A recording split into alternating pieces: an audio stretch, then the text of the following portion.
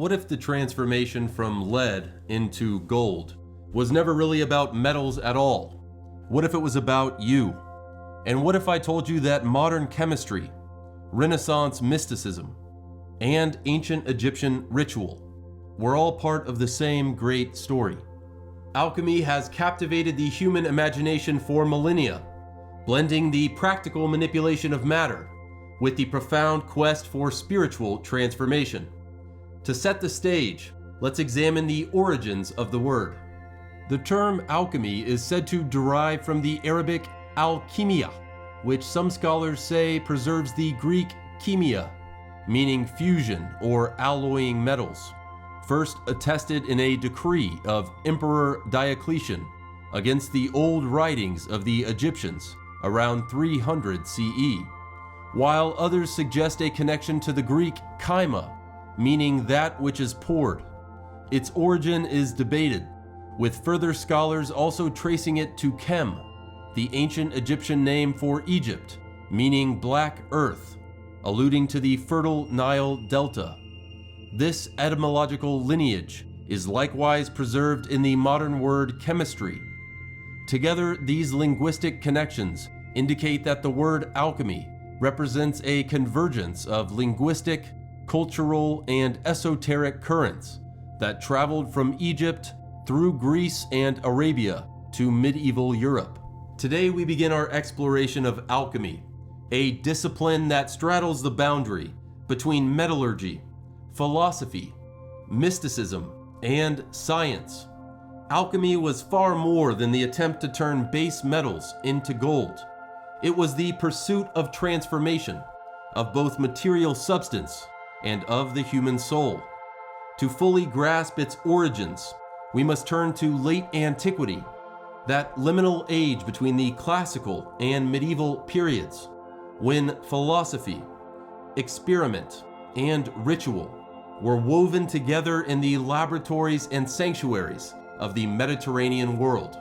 The first historically documented alchemist we can name is Zosimos of Panopolis in Egypt, active in the 3rd to 4th centuries CE. He wrote in Greek, preserving fragments of an alchemical worldview that was both practical and visionary. Zosimos left behind treatises that reveal how metallurgy, ritual practice, and spiritual symbolism merged in what he called the divine art. In his work On the Letter Omega, Zosimos describes the alchemical process in symbolic language.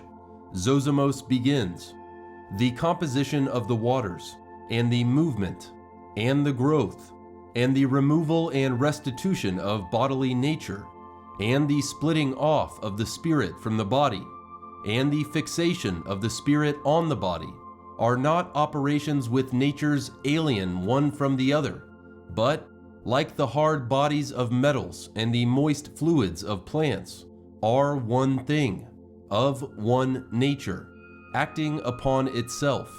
And in this system, of one kind but many colors, is preserved a research of all things, multiple and various, subject to lunar influence and measure of time, which regulates the cessation and growth by which the one nature transforms itself."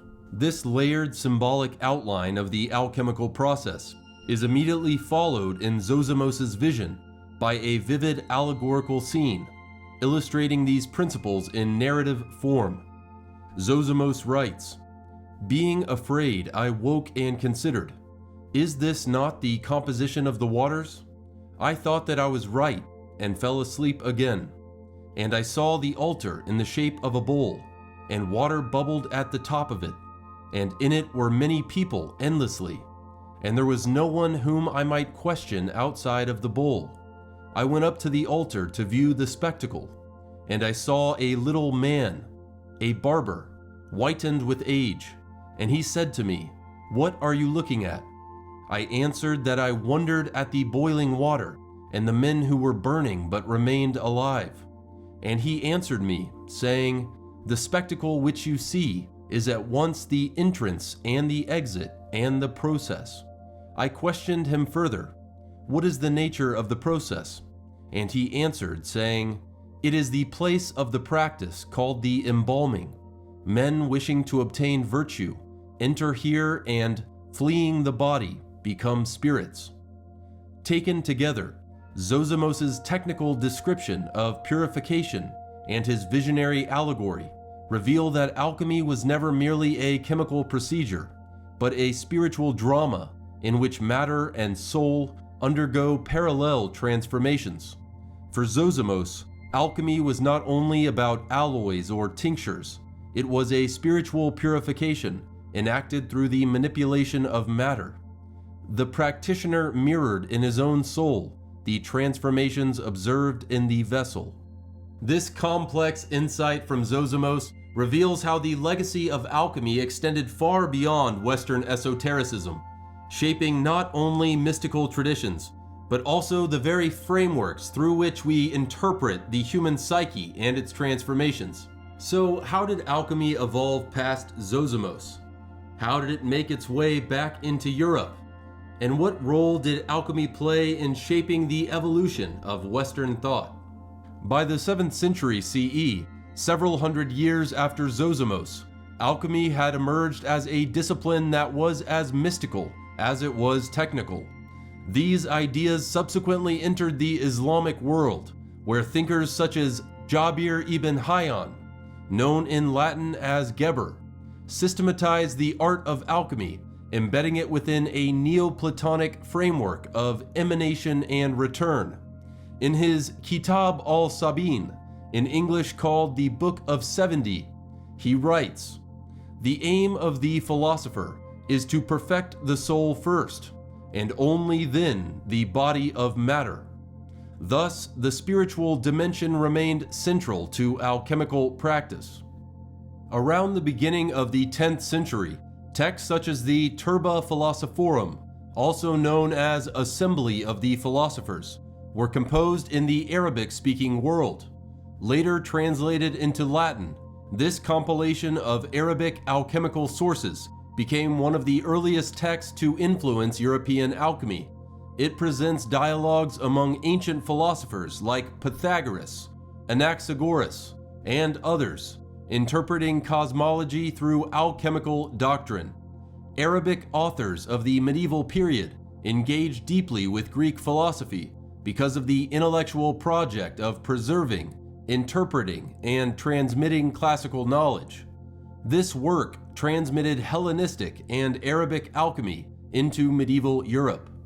Between the 10th and 12th centuries, alchemy evolved through the translation and integration of Arabic and Greek texts into Latin Europe, gradually transforming from a mystical and philosophical craft into a systematized natural philosophy intertwined with scholastic thought.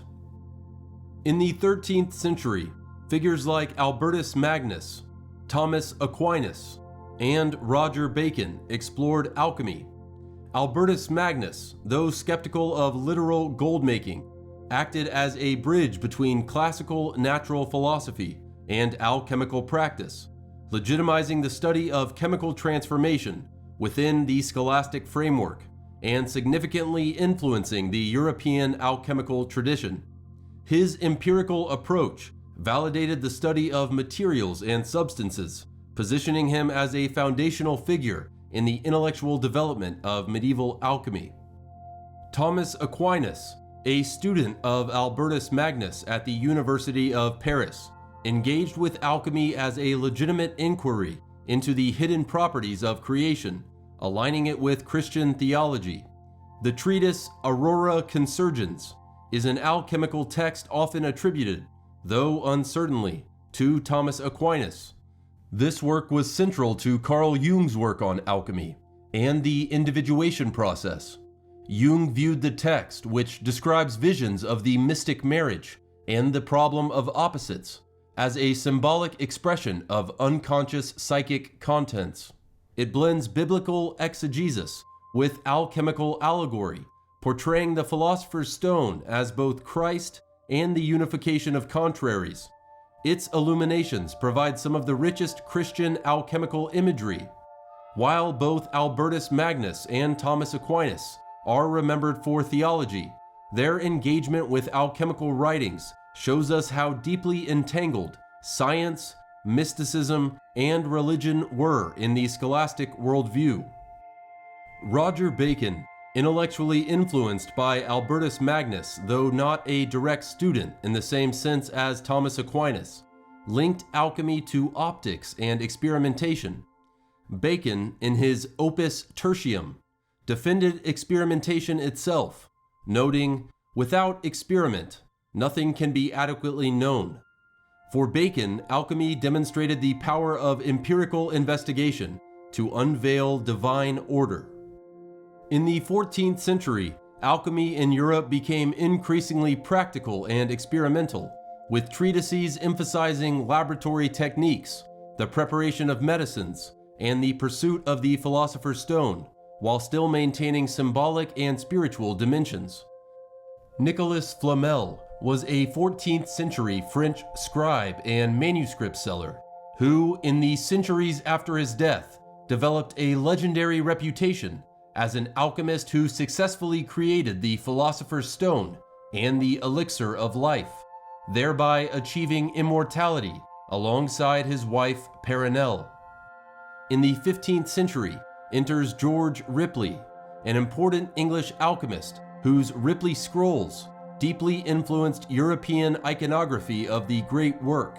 These manuscripts combined elaborate symbolic illustrations and allegorical text to depict the process of the Philosopher's Stone and the spiritual transformation of the practitioner. Between the 15th and 16th centuries entered the writings of Basil Valentine, who prefigured chemical medicine.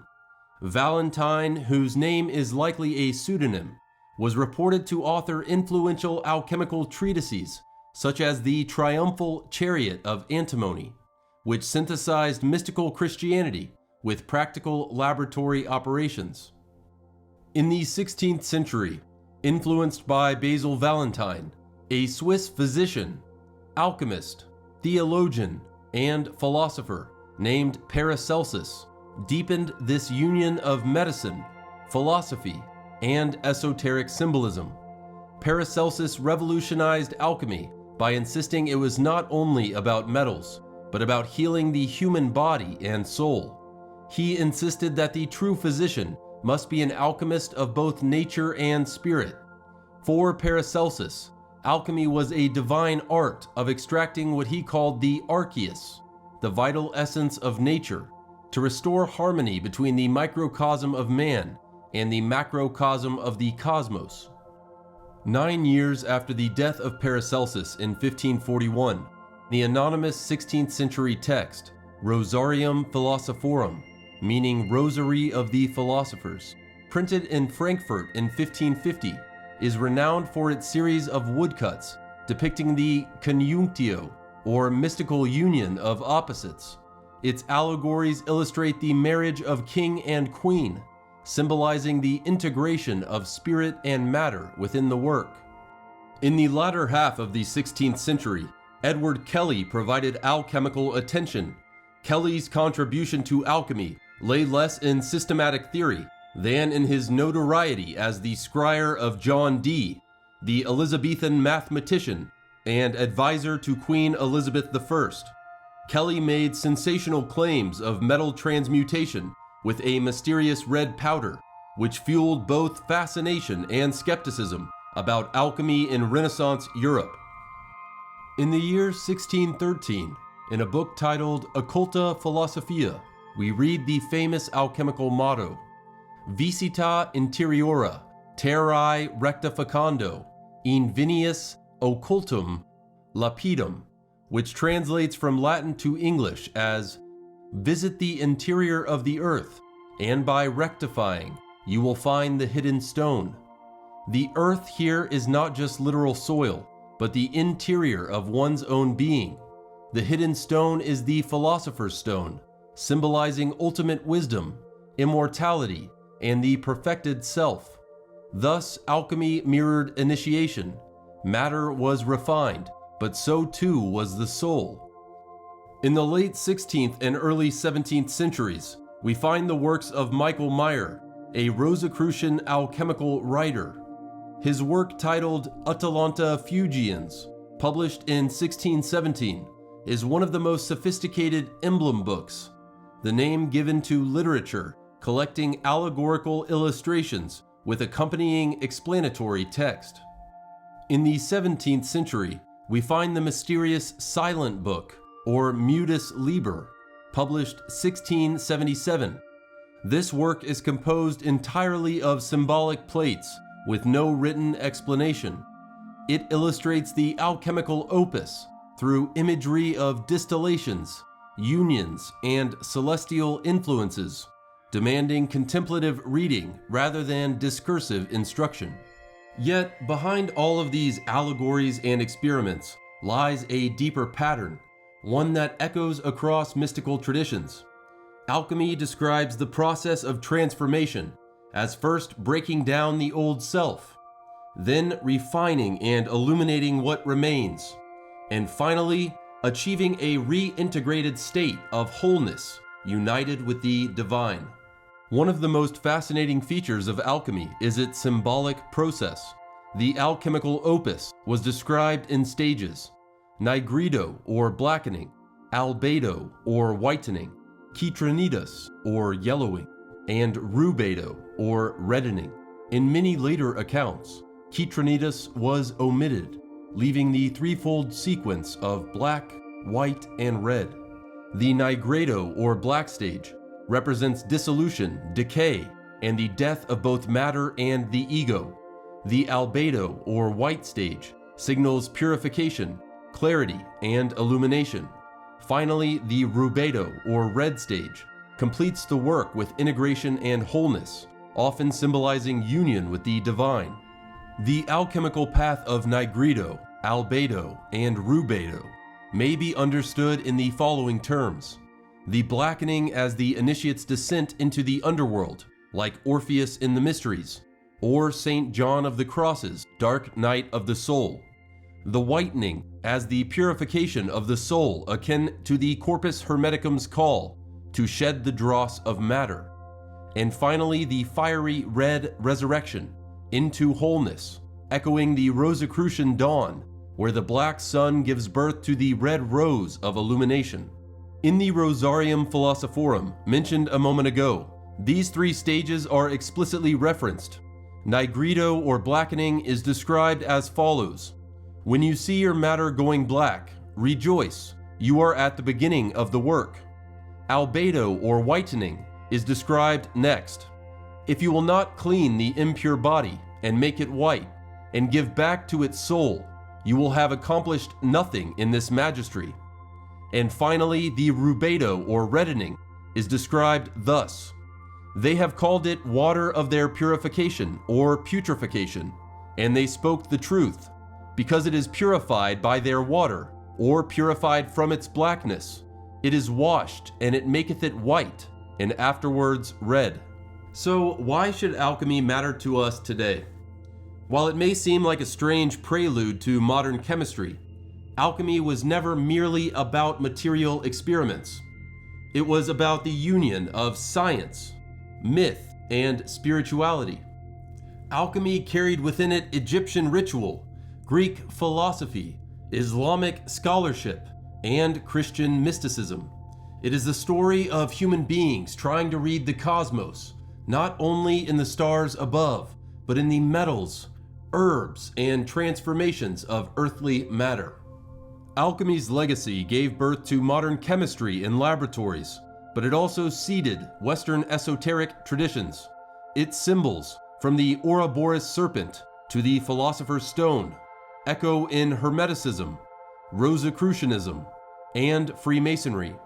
The alchemical furnace became a metaphor for inner initiation, the crucible where the self is broken down and remade. Scholars like Mircea Eliade, as well as Carl Jung, have emphasized how alchemical texts encode not failed science, but a spiritual language of transformation.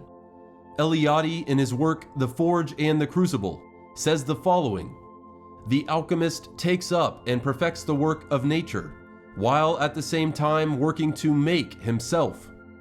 Later in the same work, Eliade describes Isaac Newton's affinity for alchemy in the following terms. Newton was convinced that in earliest times, God had imparted the secrets of natural philosophy and of the true religion to a select few. This knowledge was subsequently lost, but partially recovered later, at which time it was incorporated in fables and mythic formulations, where it would remain hidden from the vulgar. In modern days, it could be more fully recovered from experience. For this reason, Newton usually turned to the most esoteric sections of alchemical literature, hoping that the real secrets were hidden there. It is highly significant that the founder of modern mechanical science did not reject the theology of the primordial secret revelation, nor did he reject the principle of transmutation, the basis of all alchemies.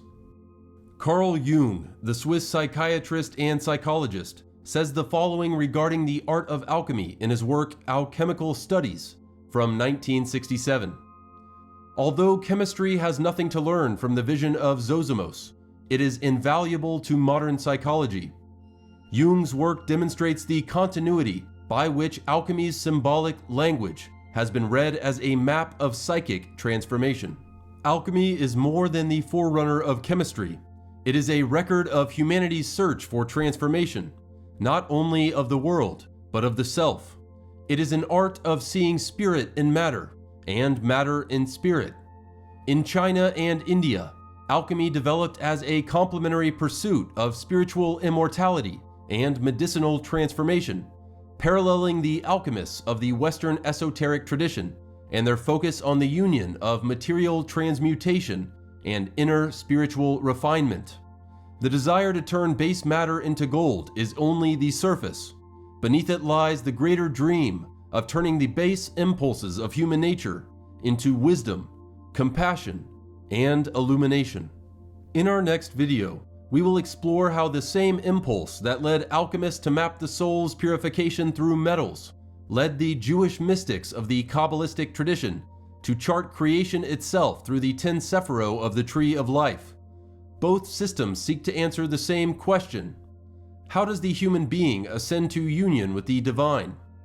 Where alchemy speaks in furnaces and stones, Kabbalah speaks in sephiro and divine light. The dialogue between these traditions will take us even deeper into the Western esoteric journey. Join us next time as we map the Tree of Life and its 10 sephiro, exploring how Kabbalah sought to chart the structure of creation and the pathways by which the soul may return to its divine source. Where will this journey take us after Kabbalah? Like and subscribe to find out. Thank you for watching. Find more at joinseek.org.